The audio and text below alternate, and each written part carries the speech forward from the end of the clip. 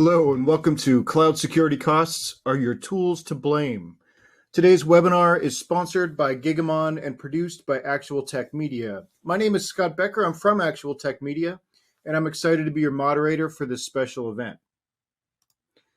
Now, before we get to today's great conversation, we do have a few housekeeping items that will help you get the most out of this session. First off, we want this to be an informative event for you, so we encourage any questions in the questions box in our webinar control panel. Our speakers will be watching the Q&A box for your questions all through the session and may take them at any time, so type them in as they occur to you. The Q&A panel is also the place to let us know about any technical issues that you may be experiencing. A browser refresh will fix most audio, video, and slide advancement issues, but if that doesn't work, just let us know in the Q&A and we'll provide further technical assistance. Second, in the handout section of your webinar control panel, you'll find that we're offering several resources. I'd especially like to call your attention to 5 great resources from Gigamon, including a close look at deep observability, a Lockheed Martin case study, a link to a Gigamon podcast series, links to a Gigamon product tour, and self-guided demos, and a link to the Gigamon community page. You'll also find some Actual Tech Media links. One is for our Guerrilla Guide book club, where you can get access to Actual Tech Media's great printed resources on technology topics. And another is the link to the ATM Events Center, which has our calendar of upcoming events. So I encourage you to access those resources now and share them with your friends and colleagues. Third, at the end of this webinar event, we'll be awarding a $300 Amazon gift card to one lucky registrant.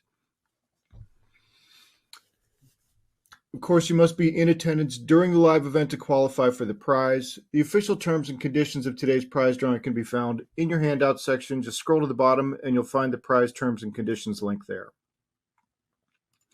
Finally, one of the best benefits of this event is the opportunity to ask a question of our expert presenters. So to help encourage your questions, we have a special additional prize for you. That's another Amazon gift card, this one for $50 for the best question. At the end of the event, we'll look at all the questions, pick out the very best one, and contact that prize winner. So I've put a poll up here. We're going to be talking today about the challenges of empowering people and tools in a landscape of ever-increasing complexity and threat severity, and talking about practical ways to increase cloud security by powering your tools and teams with high-fidelity network traffic and intelligence. Of course, we'll be covering cloud security versus cost. So we've got a poll here just to get a sense of where all of you in the audience are in terms of network visibility tools and other IT solutions.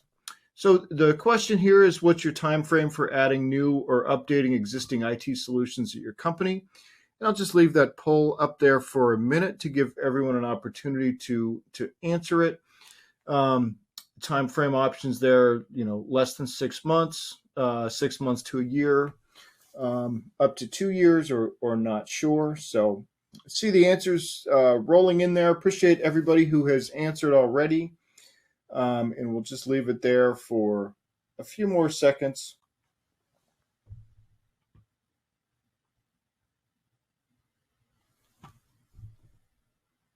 All right, excellent.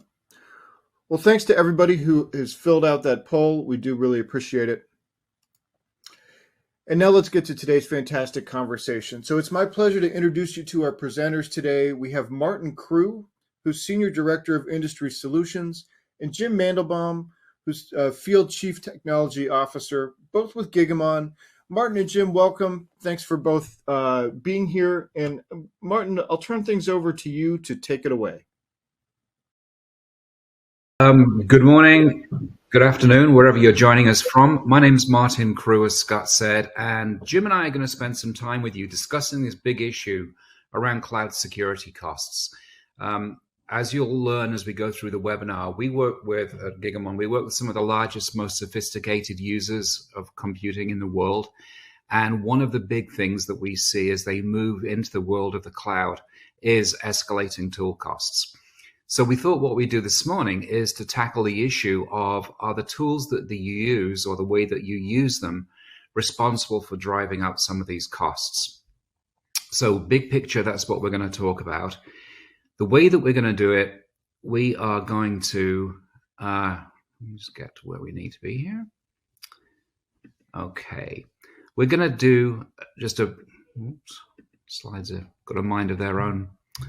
We're going to give a very brief overview of Gigamon for those people not familiar with Gigamon and of our Gigamon Hawk cloud solution. Then we're going to get into the discussion around cloud security costs. And that's going to be a conversation initially between Jim and myself based on a lot of the things that we hear from our customers. But we would very much like you to interact. We've got a special folder set up for your questions. Jim and I have got eyes on that through the entire presentation. So as soon as we get some relevant questions, we'll start to bring those into the conversation. So please, as ideas occur to you, please jump in. Let's get your input, your opinions, and any questions that you've got that we can answer for you. So for those people not familiar with Gigamon, I'm just going to do 2 slides just to introduce you. So Gigamon has been around for about 14, 15 years now. We've been acknowledged as a leader in the network visibility space for the majority of those years. And where we're focused now is very much helping organizations in the hybrid cloud environment. In a recent survey, 92% of our users were using either hybrid or multi-cloud environments.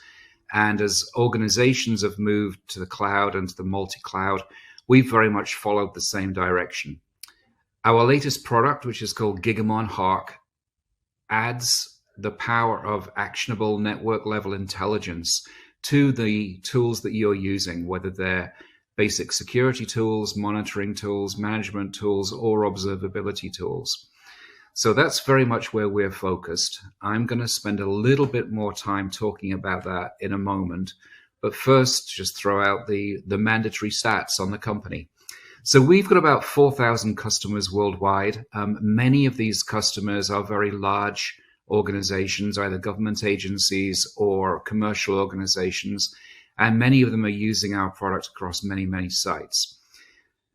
Typical profile of a Gigamon customer is a large, complex, distributed organization, but I should say we also have a lot of smaller organizations, companies that have got high growth aspirations and that understand the need to have a solid architecture in place before they start getting hit by huge volumes of transactions from multiple sources and all the complexities that go with that. So let's just talk a little bit about the way that we kind of see the world and the way that our customers talk to us about their world. So as we all know, organizations, when they were running within a single data center setup, still had a very complex management problem of all the sources, all the devices, all the tools that they were using in that environment. And over the years, as we've evolved from single data centers to multiple data centers, that's got more and more complex. So we've added tools to manage everything. All of those tools have got to be physically connected to the source that they're deriving data from, and often to the targets as well. So you get this spaghetti within the organization. With Gigamon, we actually significantly simplify that problem. So with Gigamon, you can think of it as an abstraction layer. So rather than every device in the network having to talk to every other, the devices basically plug into Gigamon. The tools that you're going to use to manage those devices plug into Gigamon. And Gigamon becomes sort of the single source of truth for everything that's happening in the network. So while data is in movement across the network, it's all accessible through Gigamon. So that's very much been where we are. What we're now seeing is that this is getting increasingly complex. So as we move to the cloud, we obviously move into a world where we've got multiple cloud data centers that need to be managed. We've got multiple other new devices coming online. So we've got a lot of activity around 5G, for example. 5G is used in many cases to connect in IoT and OT devices. And that's really causing our customers to look at a couple of very specific things. One is looking at using zero trust as the basis for their next generation architectures. And the other is to look at the data centers. So although this conversation is going to be focused on the cloud side of things, one of the things that we are very aware of and that most of our customers are deeply investing in is what they should be doing with their existing physical data centers. These need to be reworked to take account of a lot of the issues that we've just briefly sort of hit on. So while we're going to focus on cloud today, if you have questions around where the physical data center fits within this overall picture, by all means ask us about those, because it's certainly something we've got strong opinions about.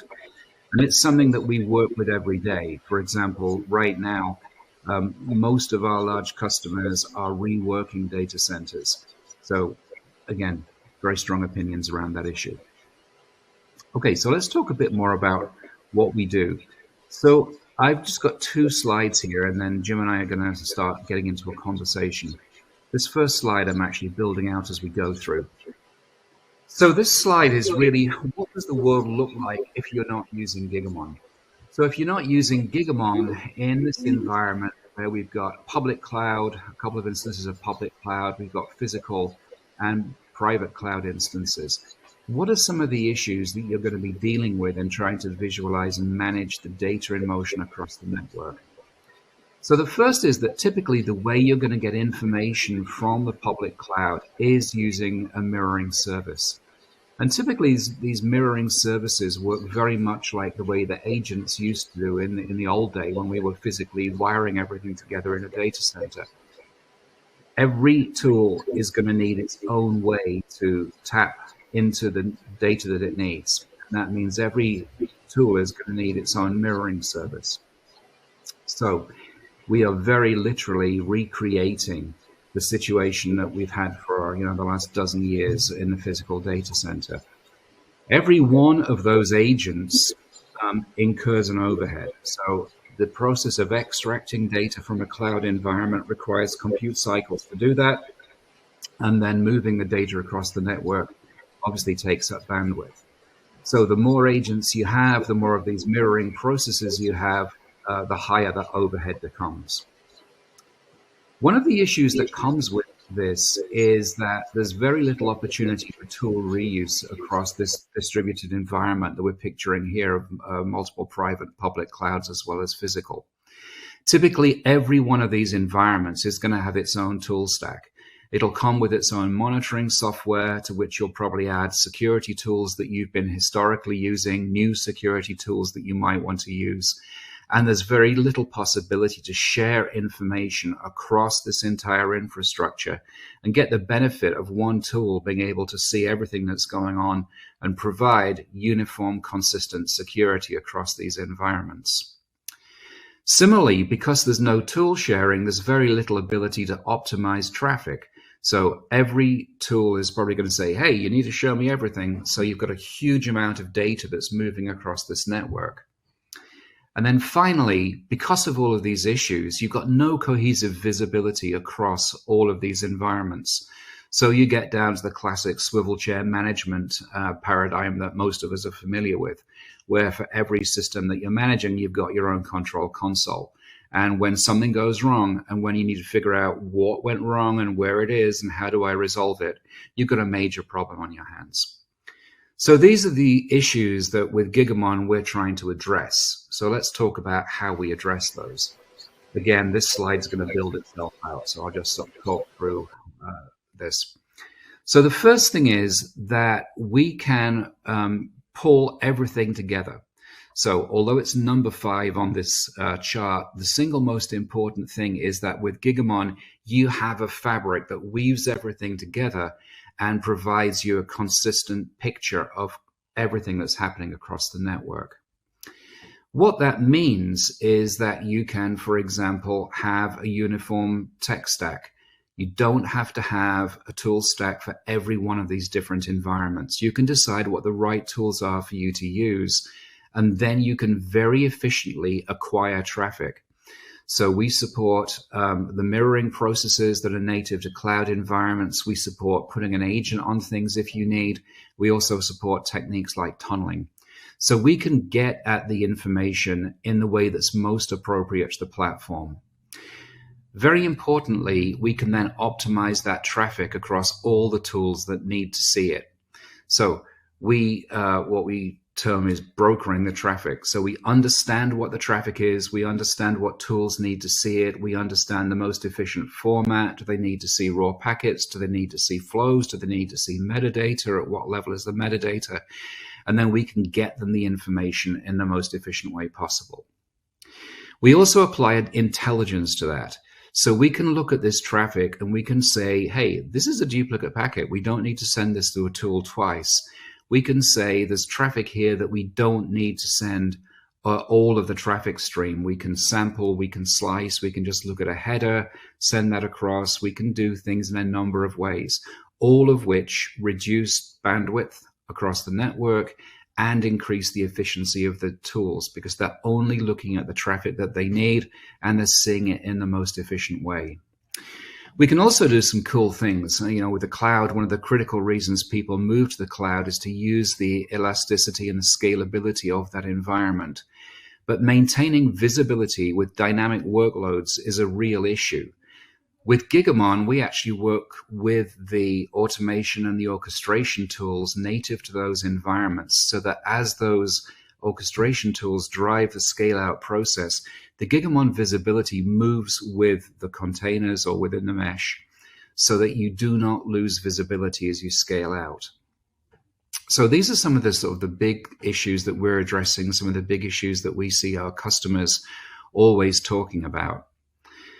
So by way of background, that was really all I wanted to say. Jim, let's actually talk about a few things, and then maybe we can come back to the slides later and hit specifically on the issue of observability and absolutely in the observability market. So let's just talk about this issue we've hit on already. So we've talked about the issue of maintaining visibility. We talked about it in the context of these nice structured IT environments where you can put an agent or you can access traffic via mirroring and other techniques. But increasingly, we've got a world where we have a significant population of agentless environments, whether they're IoT environments, whatever. So how do we put visibility into that type of traffic? That's a really good question. And one that comes up pretty much on every call I get into is people are starting to build out their 1 year, 3 year, 5 year plans. They're starting to look at standalone services, OT devices, IoT devices. They're looking at services that are being provided by third parties into their cloud environments, whether we're talking private cloud, public cloud. These problems exist. So traditionally, people have been looking at what we like to call MELT, which is metrics, events, logs, and traces. And I think you have a slide on that. If you do, if you could bring that up, that'd be great. Yeah, sure. So traditionally, that's what we've been relying on. There you go. So traditionally, we've been relying on the ability to install an agent, the ability to rely on logs, the triggered event that something happened that was a known event we're looking for. But that's not where we live anymore. What we need is the ability, number one, to see everything all the time. So it doesn't need to have an agent. It doesn't need to have a triggered event. What we're looking for through packets versus logs is the ultimate source of truth. Now, if I'm a bad guy, and let's just say I put on that black hat, which I should get a black hat, put it on. Anyway, if the first thing I'm going to do when I compromise your environment is, number one, I'm going to turn down logging. So you have very limited visibility into what I'm doing. Secondly, I'm probably going to either delete or alter the log that I just modified so that you can't see what I did. And I'm pretty much going to establish a standard channel of communications in and out of your network so I look like standard traffic. If I'm relying on traditional logs and event tracing, my activity is not going to be seen. So what we have is, there's a phrase we like to use. We call this deep observability. I have a hard time saying that word, deep observability. Yeah, I was at an event where I had to say it multiple times, and it was a tongue twister for me every time. What we're talking about is relying on the ultimate source of truth. You said it earlier. This is the data in motion. This is what's really happening in my network. And then taking that traffic, looking at that traffic, and then saying, okay, where do I need to send it? Because we are, after all, talking about tools. If I have all the traffic that's happening in your cloud, and this is, again, public, private, cloud is cloud, right? Everybody lives in a hybrid world. No one lives in a standalone world anymore. I now need to look at that traffic and I need to say, where does it need to go? Now that you mentioned the intelligence, that broker piece of this, and that means that I can look at these tools and I can say, all right, this tool needs to see this type of traffic. And by only sending the tool the traffic that's relevant to the tool, I solve two problems.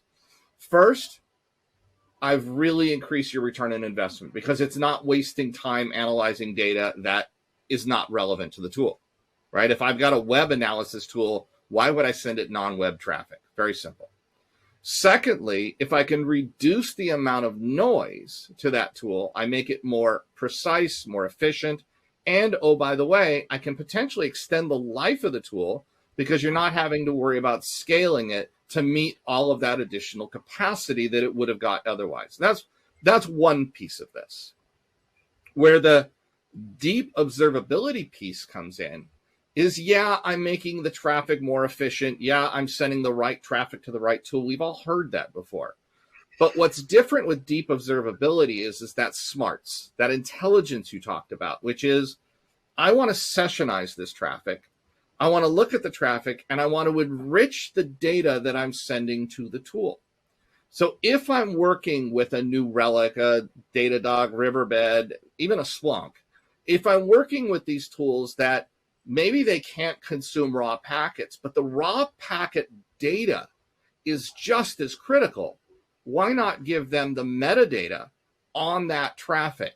So instead of relying on the logs, I've given them effectively log data on packets. So we're not sacrificing the ability for the packets while enriching the tool and making them better. Hopefully that made sense. Yeah, that makes a lot of sense. So we've got a really good question just come in from Gina that I'm going to feed to you in a minute, Jim, because I know you've installed probably now hundreds of different Gigamon sites. Yeah. So Yeah. we'll come to that in a minute. But before we do that, you know, the webinar really is focused on cloud security costs. Yep. And while I don't think we're saying we can help organizations necessarily reduce those costs, we can certainly help them manage those costs. So let's tie that to what you were just discussing in terms of traffic optimization. So we've both mentioned a couple of the tools that we've got that can help do that. So let's hit on one, which is deduplication. So from your experience, typically how much traffic can we actually take out using the GigaSmart deduplication tool? I have seen in a production environment as low as 35%. And in one video gaming company, almost 90%. It's crazy. When they showed that to me, I went, no, prove it. And they did, and they showed it to me. So it depends on what your architecture looks like. It depends on how many places we're actually inspecting the traffic, right? If we're in a hybrid environment and we've got on-prem data combined with private cloud and public cloud, we're probably going to see that same payload multiple times. As it's traversing the network, we're going to see it 2, 3, 4 times. Why in the world would I send the same payload to the tool 4 times? Right? So I don't want to send the same event. So if I'm seeing it 4 times, that's a pretty hefty reduction in the amount of data to the tool. But in what people say to me is, it's like, but I need to know that traffic actually traversed those different points. And I 100% agree. But that's a different metric. That's a different element. And that's where that metadata piece becomes very valuable. So think of NetFlow on steroids, right? I'm going to show you that traffic traversed these 4 different points as part of the enrichment, but I'm only going to give you the payload once. And so depending upon the tool I'm feeding, maybe I'm feeding multiple tools. And here's where it really gets interesting. You talked about the problem. You talked about a reality. If I have on-prem tools, and now I'm moving to the cloud, and I have to look at my tools and my tool vendor, and wait, am I spinning up multiple instances of a tool? This becomes a real problem. I should be looking at tools that can correlate both a cloud and an on-prem service, and I can send it to the relevant and have it correlate. And what that means is I'm reducing the amount of tools. How many CISOs have you been on calls with where tool sprawl is in their top list of problems? It's reality. Tool sprawl and tool spend are always way up there. I mean, other than personnel staffing. We know, I can't help you there, guys. But the tool sprawl and the tool spend, we can absolutely help. If I send the traffic to the relevant tool, if I stop sending multiple packets of the same thing, and I also say, I'm not going to eliminate that visibility data you needed because I'm going to provide you that metadata that says, yes, it did traverse 4 times, but I'm not sending you the entire session 4 times. And that's huge when you start looking at cost, because when we look at cloud services, and I know I apologize for taking time on this because it's so relevant. When I look at cloud tooling, there's the cost of the tool itself. There's the cost of the compute that you have to run it in. There's the cost of the human being having to look at the alerts and trying to do the analysis of the traffic. All of these factor into anything I can do to reduce the compute required. So it's not needing as much horsepower. It's not getting as much data. So they always say finding the needle in the hay. Well, let's get rid of as much of the hay as we can to make the data in the tool more precise, right? If I can make the fidelity of your tool better, I'm saving you money because of the human element, right? I'm not spending as much time finding it. And of course, maybe you don't even need to pay for as much licensing because I'm not needing to expand it. So there are a lot of ways in which something as simple as flip in our world, it's literally a slider switch. Turn on data deduplication.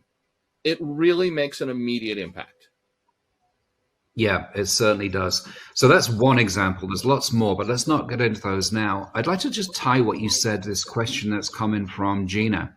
And Right. She's asking about the implementation process and the timeline. So, from what you just said, Jim, a lot of this goes to good architecture to start with. Yeah. So do you just want to sort of talk a little bit through the architecture, the implementation process? Yeah, it first of all, it depends upon the environment. But ultimately, we start with what Martyn brought up is Fabric Manager. Fabric Manager is our single pane of glass orchestration layer. And that orchestration layer does not matter whether we're talking physical, on-prem cloud, or public cloud. It's all one single tool. Learn it once, you're done. Excuse me. So we really want to make it easy for you to use it. When we talk about, let's kind of come through and talk 2 different things. Our 2 biggest use cases we see. Number one is on-prem, and VMware. We support VMware Nutanix, of course, but VMware tends to be the majority of what we see people rolling this out in. And it's actually a very, very simple process.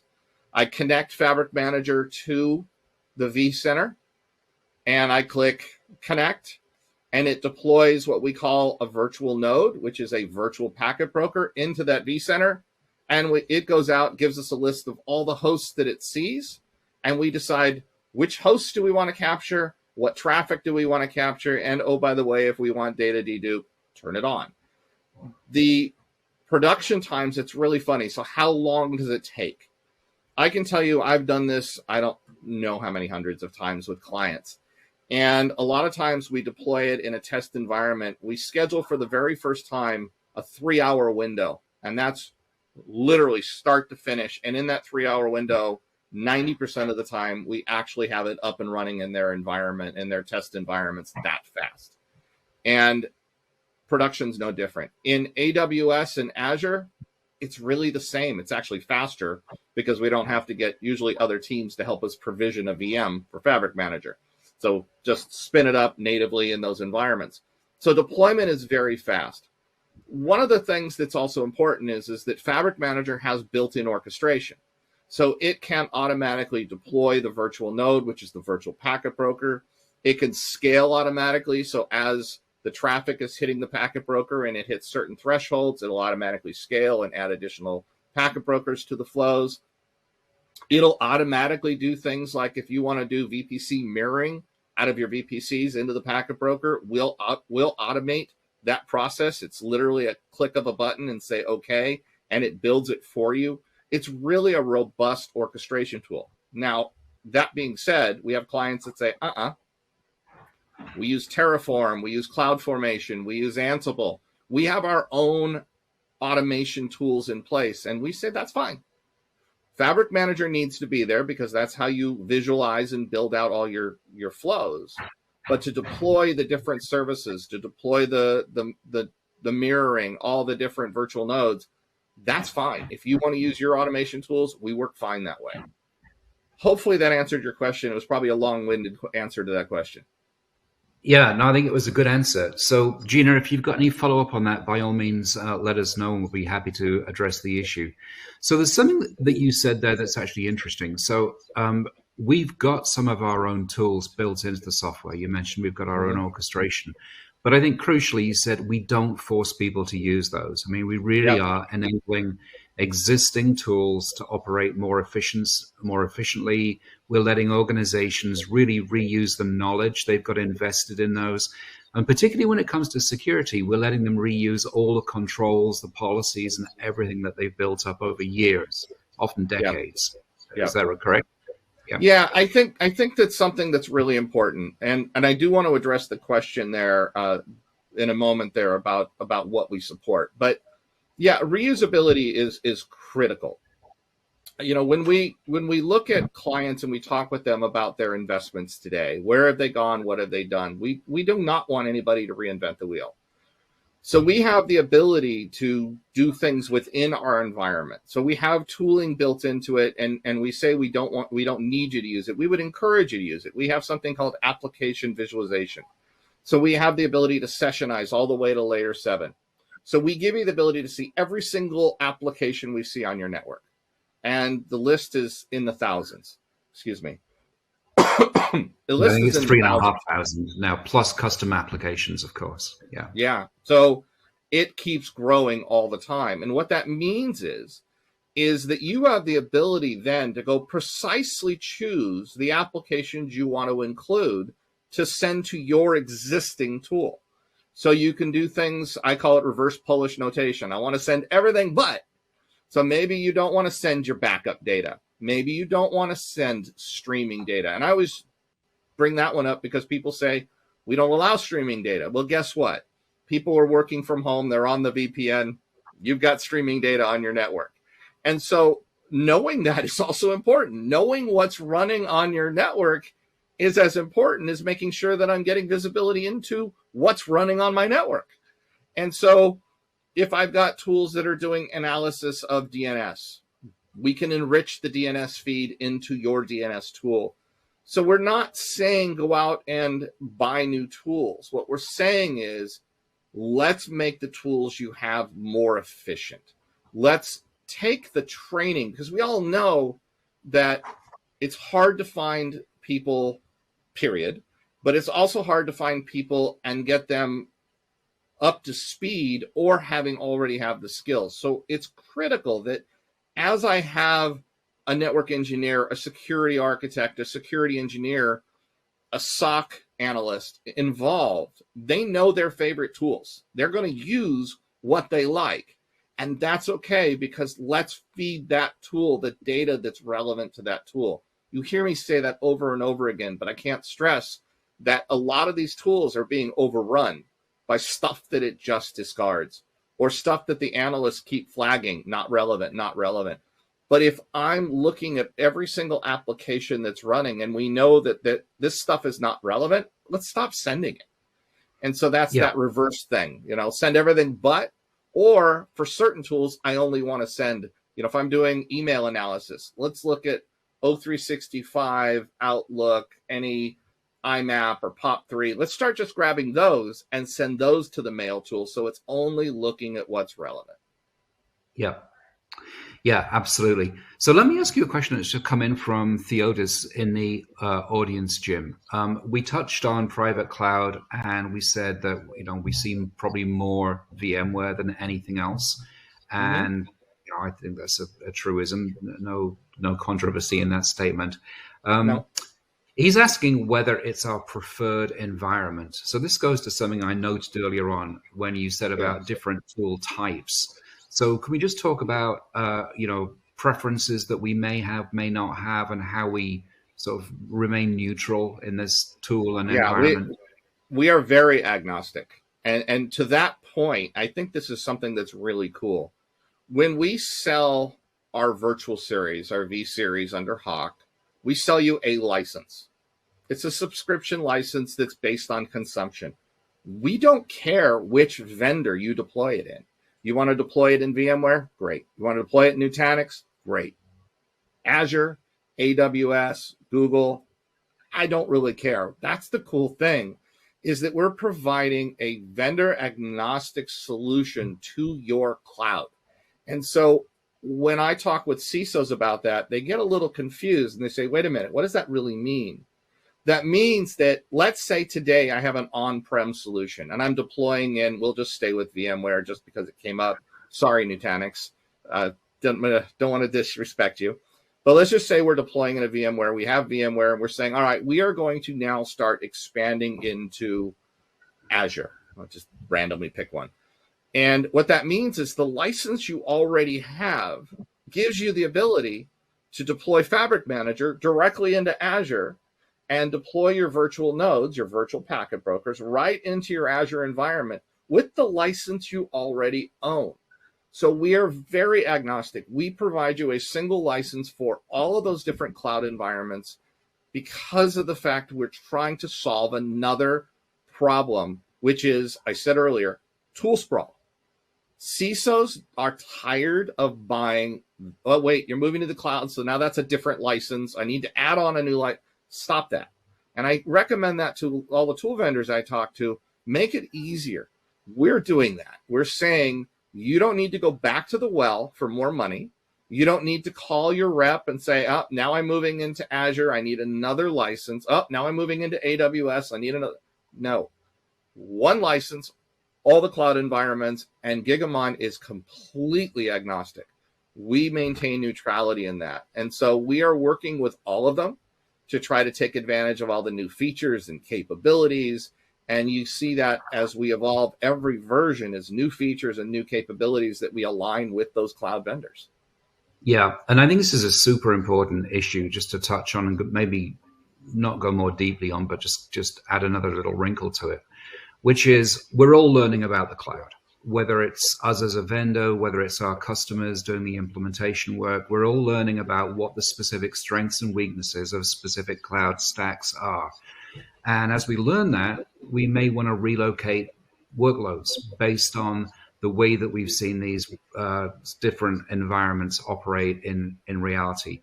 So this flexibility, I think, is a critical issue. And obviously, one of the main reasons a lot of organizations move to the cloud is to get this agility. And a key part of agility is locating the right workloads on the right platform. One of the other things about cloud, though, Jim, is obviously the dynamic nature of the cloud, its ability to scale up, to scale out. So one of the things that I've seen several times over is organizations very concerned that as workloads do scale, they're going to lose visibility. So what can Gigamon do to help organizations with that issue? Yeah, one of the things, and I did touch upon it, but let me dive a little deeper in, is we have something called automatic target selection. So what that means is as compute comes up, and I love talking about this. There was a study done by Google. They released that when a cloud account is compromised, that under 30 seconds, I think the number was 22 seconds. It's crazy. That they start spinning up crypto mining in your environment. Well, the first thing they do is let's start up crypto mining. Now we're going to start looking around your environment because I want to make as much money as I can off you while I can. And so one of the things that we say is that you won't know about that crypto mining if you're relying on logs or until the bill comes.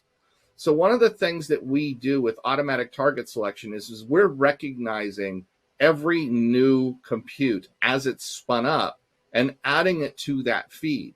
So if you have tools that are alerting on new network segments, they're alerting on new virtual hosts that are spinning up, you'll get alerted to it in real time. So one of the things that you brought up was, cost is a critical piece when we deal with the cloud, but understanding what's running in the cloud, who's doing what in the cloud. And trying to head it off before that budget notice comes in. You've blown your budget in 3 days that you set aside for the year. What the heck? And we want to make sure that we see that stuff in real time as it comes up. And that's where that automatic target selection happens. Okay, so let's take that down to a slightly more granular level. So there we're talking about instances, new targets like that. What if we're talking about a container-based architecture and we're scaling that way? How do we detect that, and how do we make sure we don't lose visibility in a containerized environment? Yeah, microservices are, I want to call them the next best thing, but they've been around for a while.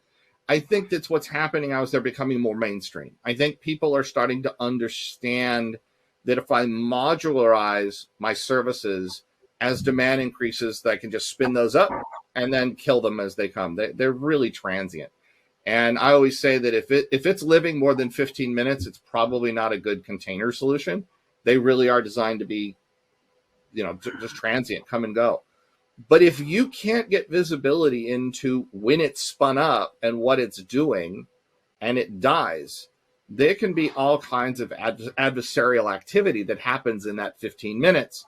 We want to make sure that we also get visibility into those container environments. So the same license we talked about also includes the ability to get you visibility into containers.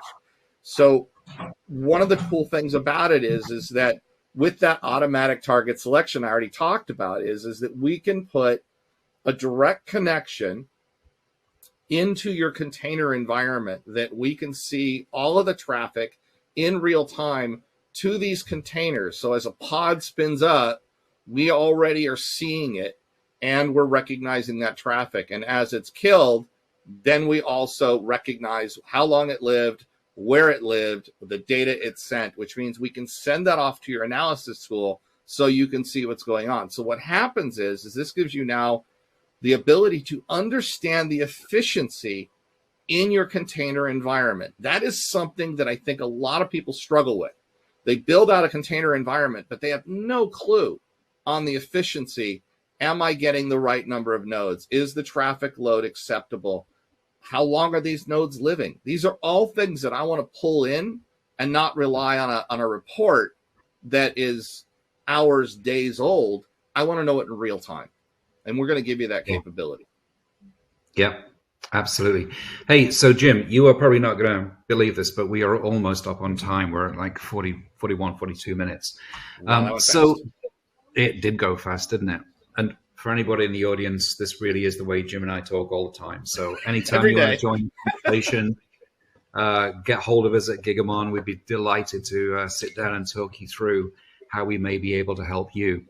One of the ways we can potentially help people, Jim, and I know you're a bit of a skeptic on this, but we have traffic efficiency calculators on our website, so we can actually look with customers, help them put information in about the tools that they're using, the growth that they're projecting, things like that, and then look at the potential we have to prevent them buying more tools in the future.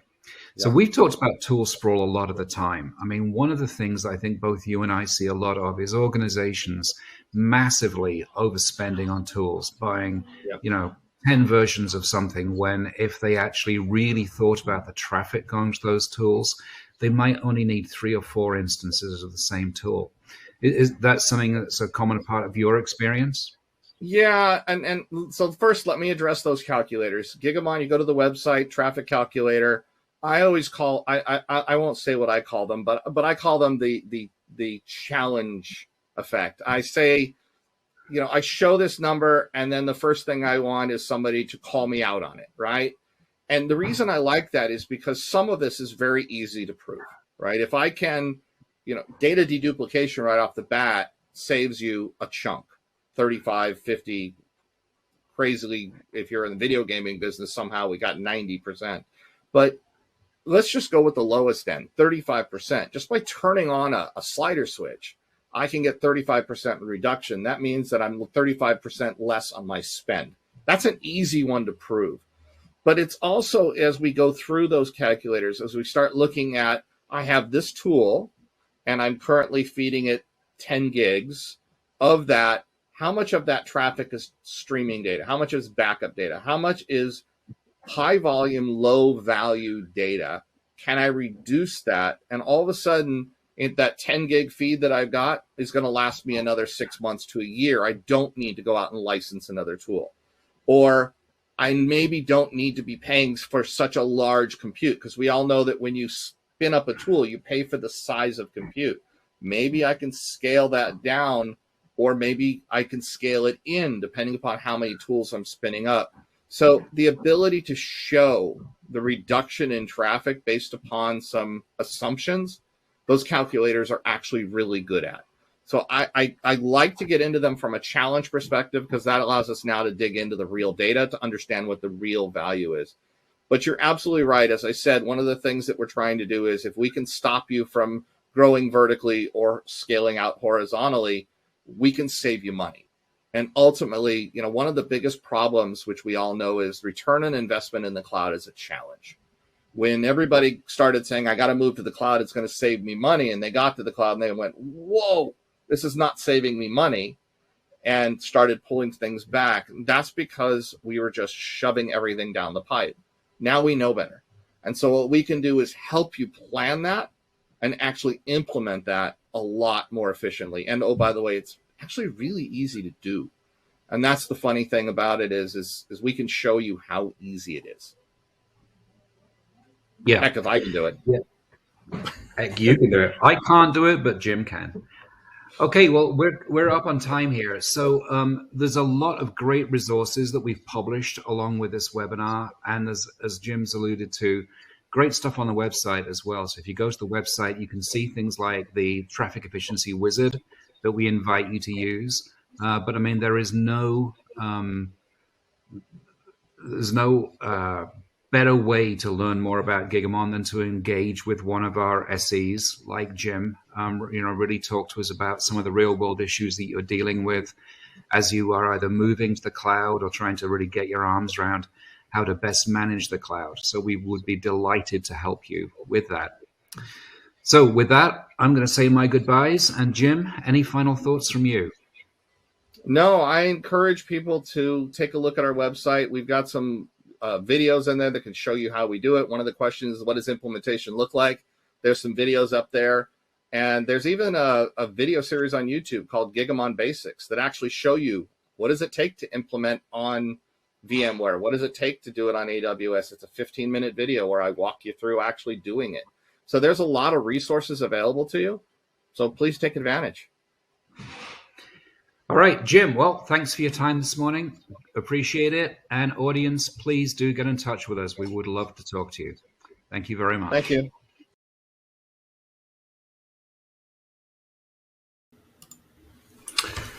And we've got one more poll for you before we wrap up. This one is about what additional information you'd like about the Gigamon solution.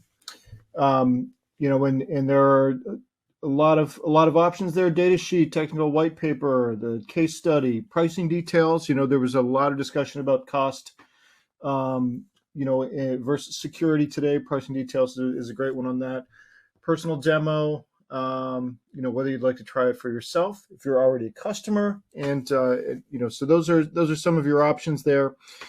Pick as many of those as you'd like to see. And of course, in addition to requesting materials from the poll, I'd like to remind everyone again about all the great resources in the handouts. Gigamon has provided that close look at deep observability, the Lockheed Martin case study, a link to the Gigamon podcast series, the link to the product tour and self-guided demos, and a link to the Gigamon community page. Again, that's in your handouts section. And I'll just leave that poll up there while we do the prize. So we had a $300 Amazon gift card for today. And so the winner of that gift card is Brandon Vickers from Texas. Congratulations to Brandon. We'll be in touch to get you your card. And thanks to everybody who's filled out the poll. That's very helpful to us, and we really appreciate it. And with that, on behalf of the Actual Tech Media team, I do want to thank Gigamon for making this event possible. Thanks to Martyn and Jim for putting together a really informative presentation. Really appreciate both of your time today. And thanks as always to those of you who attended and for your great questions. That concludes today's event. Have a great rest of your day.